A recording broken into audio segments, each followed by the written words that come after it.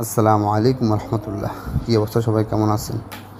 দীর্ঘ 22 বছর পর বড় ভাইয়ের সাথে কোরবানি করার সুযোগ পেয়েছি, তাই বড় ভাইয়ের সাথে গরু কেনার জন্য ছাগলনাইয়া চাঁদগাজি বাজারে আসলাম গরু কেনার জন্য। হঠাৎ করে ভাইয়ে বলে উঠল, সেই আগে যখন আমাদের লক্ষ্মণহাট বাজারে গরু বাজার মিলত, তখন ওইখানে গরু বাজারের ভিতরে বসে চা খাওয়ার সেই আনন্দটা উনি মিস করতেছে। সেই জন্য আমি বললাম, ওখানে চায়ের দোকান আছে, আমরা সবাই, আমি, আমার বড় ভাই, এলাকার কিছু বড় ভাই আছেন, সবাই নিয়ে একসাথে আমরা চা খেলাম এবং গল্প গুজব করলাম। অ্যাকচুয়ালি অনেক ভালো লাগলো।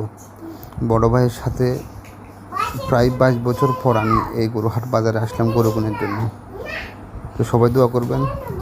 আল্লাহ হাফেজ, ভালো থাকবেন।